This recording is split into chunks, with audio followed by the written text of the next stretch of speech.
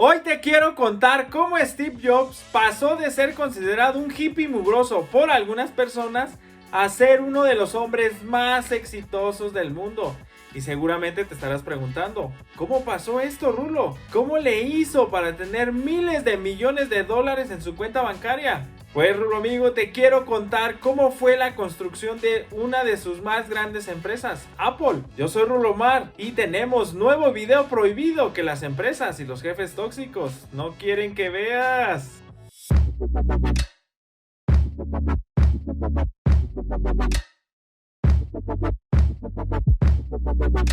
El crack Steve Jobs fue un grandioso emprendedor que cambió la vida de millones de personas en el mundo al poner en nuestras manos tecnología que soluciona día a día diversos problemas y temas de comunicación con aparatos electrónicos como el iPhone, el iPad y las Mac, entre otros, que justamente esto le ayudó a cambiar la perspectiva que tenían algunas personas de él, y acá te contaré cómo le hizo. Steve Jobs nació en San Francisco en 1955. Fue un empresario, diseñador industrial, magnate empresarial, propietario de medios e inversor. Fue cofundador y presidente ejecutivo de Apple y máximo accionista individual de The Walt Disney Company. Algo muy importante por mencionar es que sí estudió, no de una manera normal, pero sí en 1972 entró a la universidad. Asistió a ella tan solo 6 meses antes de abandonarla debido al alto coste de sus estudios, y en lugar de regresar a casa, continuó asistiendo a clases como oyente, viviendo a base de trabajos con ingresos bajos. Curiosamente, también estudió caligrafía, lo que le sería de utilidad cuando diseñara la tipografía del primer Mac. Lo que seguramente no sabías de este genio es que en 1974 trabajó para Atari como programador de videojuegos. Su estancia en esta compañía no fue muy larga, pero dejó huella. En poco menos de un año mostró el carácter y la forma de ser de Steve Jobs, una persona inquieta que buscaba su lugar en el mundo y que por el camino y su estancia en esta empresa brindó el videojuego Breakout poco antes de iniciar su superempresa Apple. Fue aquí donde conoció a Wozniak, donde le compartió la idea de construir un pequeño computador casero y le convence para fabricar y vender uno. Steve Jobs se encarga de las ventas y negociaciones, y Wozniak en secreto de construir la máquina electrónica. También déjame contarte algo que me voló la cabeza, pues este crack, siendo muy joven aún y apenas con 21 años aproximadamente, con la convicción que lo suyo era construir empresas y claro está que no le tenía miedo al éxito, fundó Apple en 1976 junto con un amigo de la adolescencia, Steve Wozniak, y con la ayuda de su ex compañero de Atari, Ronald Wayne, en el garage de su casa. Motivado por el éxito del Apple II, Jobs obtuvo una gran relevancia pública, siendo portada de Time en 1982. Contaba con solo 27 años y ya era millonario gracias a la exitosa salida a bolsa de su compañía a finales del año anterior. En la década de los 80 hubo una entrada de potentes competidores en el mercado de los ordenadores personales, lo que originó las primeras dificultades empresariales. Su reacción fue innovar, o mejor dicho, implementar a principios de 1984 en su compañía el nuevo lanzamiento del Macintosh 128K, que fue el primer ordenador personal que se comercializó exitosamente, que usaba una interfaz gráfica de usuario y un ratón en vez de la línea de comandos. Después de tener problemas con los directivos de la empresa que él mismo fundó, lo obligaron a renunciar en 1985. Jobs vendió entonces todas sus acciones, salvo una, y ese mismo año recibía la Medalla Nacional de Tecnología del presidente Ronald, cerrando con este reconocimiento esta primera etapa como emprendedor. Durante los años de 1990 transformó una empresa subsidiaria adquirida a Lucasfilm en Pixar, que revolucionó la industria de animación con el lanzamiento de Toy Story, que seguramente la conoces, ¿verdad? La integración de esta compañía en Disney, de la que él era proveedor, convertiría a Jobs en el mayor accionista individual del gigante amante del entretenimiento. Después de un descanso y ver otros proyectos, decidió regresar a Apple, que se encontraba en graves dificultades financieras, donde incluso cambió el modelo de negocio de la industria musical, aprobando el lanzamiento del primer iPod en 2001, que fue uno de los momentos más épicos de Apple y de Steve Jobs por la forma que sacó de su bolsillo el iPod.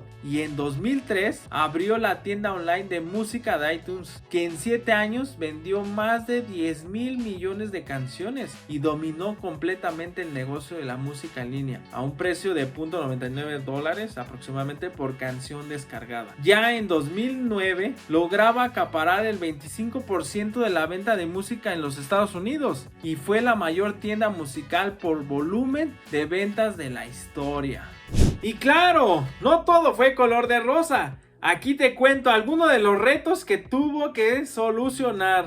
Este personaje sufrió varios problemas graves de salud. En octubre de 2001 se le diagnosticó un cáncer y a mediados de 2004 anunció a sus empleados que tenía un tumor canceroso en el páncreas. El pronóstico para cáncer de páncreas por lo general puede ser muy malo, pero Jobs afirmó que tenía un tipo raro de cáncer, pero menos agresivo. A pesar de su diagnóstico, Jobs se resistió durante 9 meses a seguir las indicaciones para realizar una intervención habitual en la medicina convencional y en su lugar siguió una dieta especial de medicina alternativa en un intento de acabar con la enfermedad.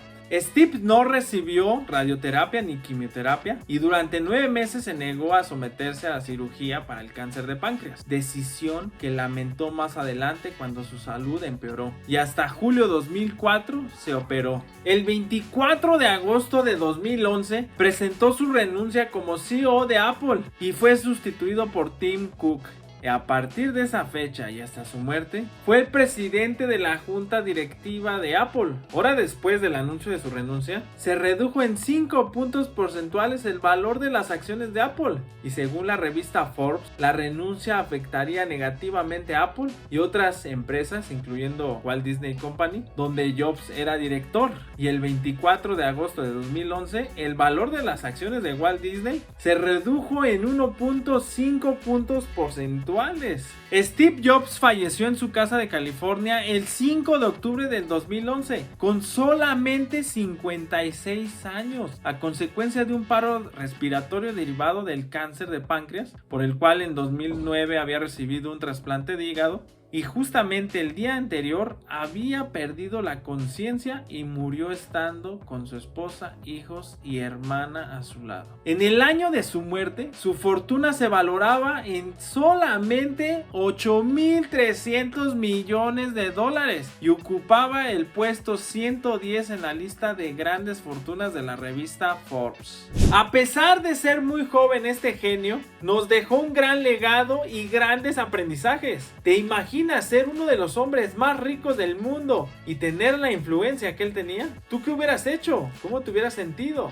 Y justamente te preguntarás, Rulo, ¿y qué puedo aplicar de este ejemplo en mis negocios o ideas de negocios? Pues déjame contarte los 3 hacks prohibidos que aplicaron para tener éxito en estas empresas que los jefes y las empresas tóxicas no quieren que sepas. Hack prohibido número 1, y es usar la tecnología a su favor. Este crack justamente usó toda la tecnología que tenía a sus manos e incluso con sus socios y con su equipo inventaron nuevas cosas y así crearon maravillas. Hack prohibido número 2, y es enfoque. Este crack se enfocó justamente en la creación de aparatos electrónicos y celulares, lo cual solucionó grandes problemas a miles de personas. Hack prohibido número 3, y es la innovación. De hecho, esta empresa se sigue innovando y ese es un sello de la casa que dejó Steve Jobs, que incluso nosotros lo podemos aplicar ya sea en nuestras empresas o en nosotros mismos, para seguir adaptándonos y así competir de mejor manera en el mercado. Impresionante, ¿verdad? Todo lo que logró Steve Jobs con sus empresas. Y ya sabes, nunca pero nunca te suscribas al canal y menos vayas a escribir qué caso de éxito o de fracaso quieres que analicemos sus hacks prohibidos. Yo soy Ruromar y nunca, pero nunca nos vemos en el próximo video.